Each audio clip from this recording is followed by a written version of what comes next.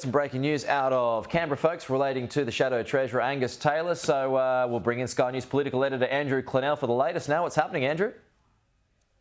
Well, he made this monumental gaffe in question time and in a matter of public importance in the House yesterday afternoon, basically listing annual inflation figures as monthly inflation figures. And this has really bemused his colleagues. They are pretty dark at him this morning, is my information. I've got a shadow cabinet leak, Pete, and that is that Angus Taylor yesterday was castigating shadow cabinet ministers on how they basically hadn't done their jobs by finding savings in their portfolios. He said, we are trying to say the government is spending too much and we are supporting the job seeker rise, for example, and you aren't even finding saving measures so we can come up with some policy. So the irony then that Angus Taylor, basically having a go at the entire shadow cabinet for not doing their jobs, goes into the House and doesn't do his. Here is his gaffe yesterday. In the last month alone, the price of Vegemite has increased by 8%, peanut butter by 9%, yoghurt has increased by 12%. The CPI jumped 2.1% in the March 2022 quarter on his watch, the largest quarterly rise this century. Germany 20.4, Italy 13, UK 18.1, United States 9.9. Every single one of those countries has higher food inflation. Vegemite up 8%, not in a year, in a month, Deputy Speaker, in a month. Oh, well, maybe Angus doesn't go shopping much because we know inflation is bad and grocery prices are way up, but he should have seen that question prepared by his staff. 12% yoghurt up in a month, 8% Vegemite in a month, and questioned it. He doubled down on it there in the MPI, and that was after a morning where he had, as I said, according to this leak, been castigating his colleagues for not doing well enough in their jobs. They're not looking very favourably upon him this morning, Peter. OK, so if there is so much discontent behind the scenes, Andrew, how safe is his position in that portfolio?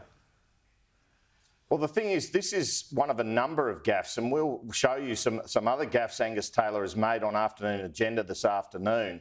He has got figures wrong a fair few times. I think he's fine for now, that's fair to say, but he wouldn't want too many more mistakes. And it does bring memories of Julie Bishop as Shadow Treasurer having to stand aside and go to Foreign Affairs in 2009 after she didn't step up in that role. This is a role, OK, it's not a cabinet minister, it's not Treasurer, it's not Prime Minister, but it's a very important role in this parliament.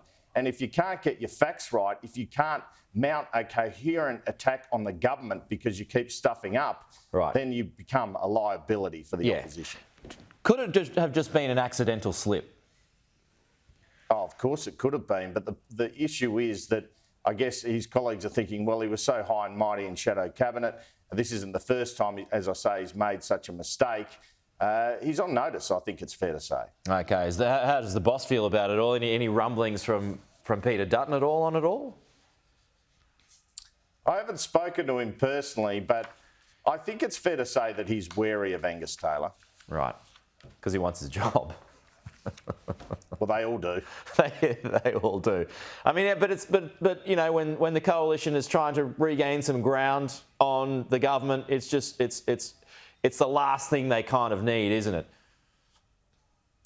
Yeah, they're in a bit of strife. I mean, even with this Fadden by-election on July 15, I don't expect them to lose it. It's 9.8% margin, but we're getting the Robodebt Royal Commission report a week before, which will condemn Stuart Robert, no doubt.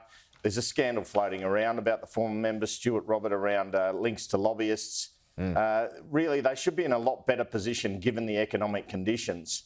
And as I said yesterday on Afternoon Agenda, Pete, I've rarely seen a weaker opposition in question time. Question time's becoming a waste of time when really it is the best opportunity to put scrutiny on a government and look at how they're performing. Yeah. A weak opposition means a weak Australia. Yeah. That's absolutely true. And, you know, on matters of the economy, we've got the RBA governor coming up. You've got the Wesfarmers chief saying yesterday the honeymoon's over.